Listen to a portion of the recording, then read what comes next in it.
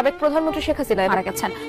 শেখ হাসিনা আর নেই, ভারতেই চিকিৎসারত অবস্থায় মারা গেল। লাশ দাফনের লোক পাওয়া যায় নাই, গোসলের লোক পাওয়া যায় নাই, জানাজায় লোক পাওয়া যায় নাই। উপদেষ্টা পরিষদে বসে আছেন, আপনাদের সুশীল জিনিস জন্য উপদেষ্টাতে বসানো হয় না। আমরা পরিষ্কার ভাবে বলতে চাই।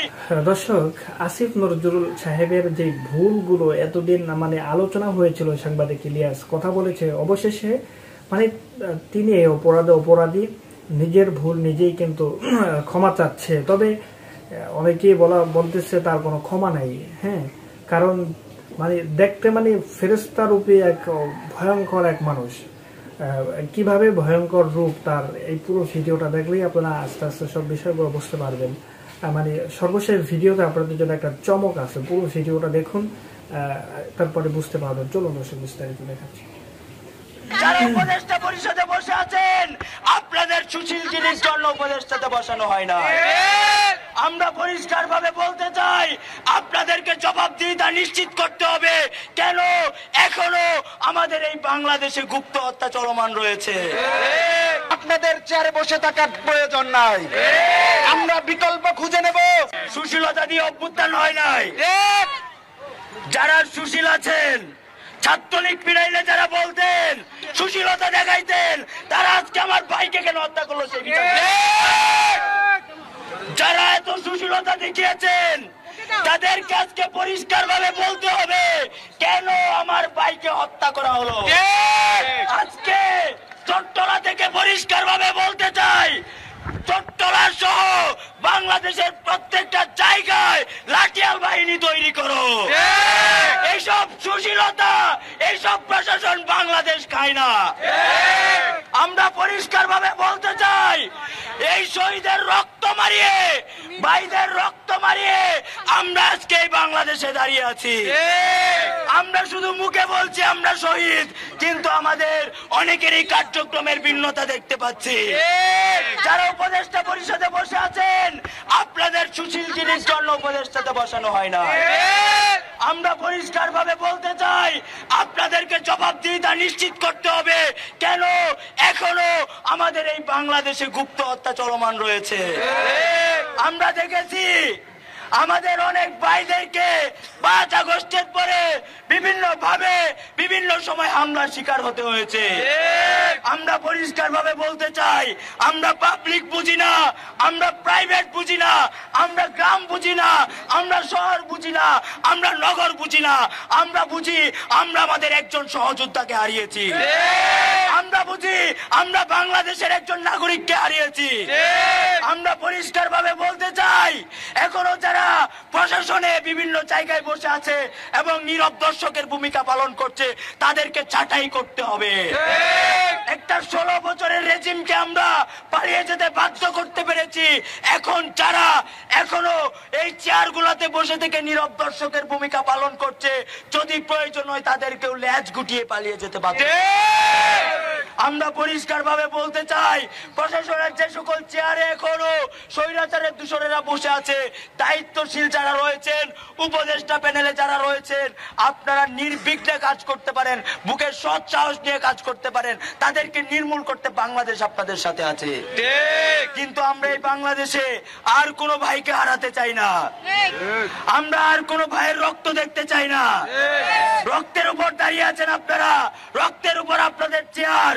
তাই আমরা পরিষ্কার ভাবে বলতে চাই, আপনারা হয় বিপ্লবী ভূমিকায় অবতীর্ণ হন, নয়তো বীর চট্টলা।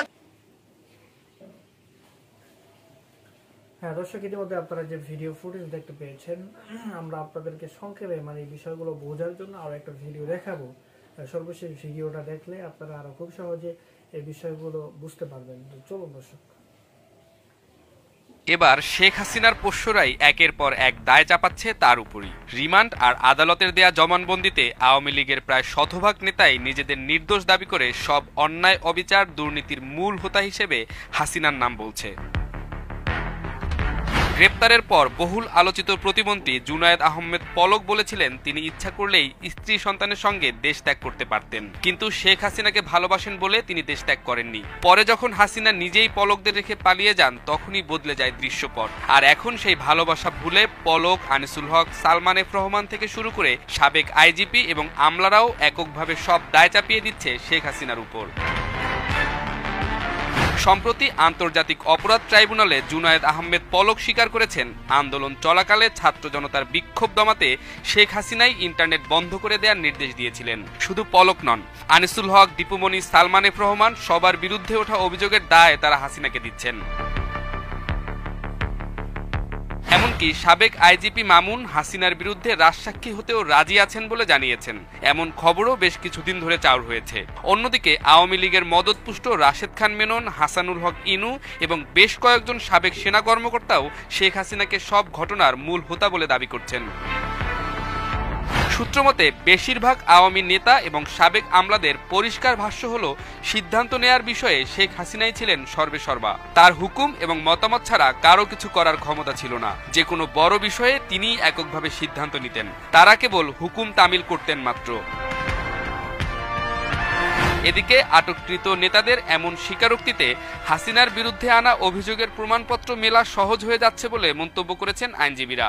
আন্তর্জাতিক অপরাধ ট্রাইব্যুনালের প্রসিকিউটররা বলেছেন হাসিনার বিরুদ্ধে স্বীকারোক্তিমূলক প্রচুর সাক্ষ্য জমা হয়েছে, আর এসব সাক্ষ্য দিয়েছেন হাসিনা সরকারেরই মদতপুষ্টরা।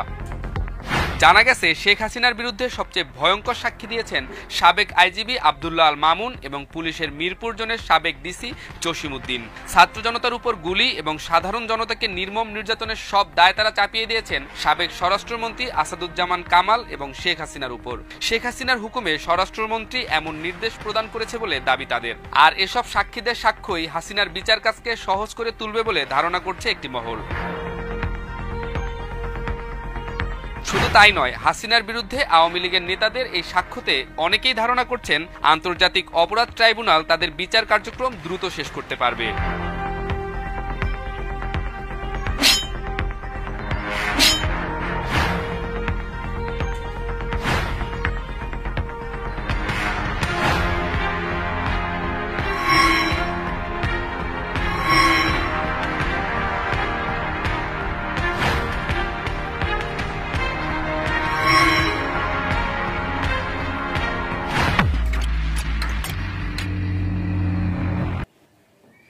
দর্শক, এই যে মনে করেন এই সরকার বিগত মানে 5 মাস হতে যাচ্ছে, কিন্তু তাদের কোনো ভালো ভূমিকা মানে আইন শৃঙ্খলা বাহিনীকে নিয়ন্ত্রণ, এটাও মানে তারা ব্যর্থতার পরিচয় দিয়েছে।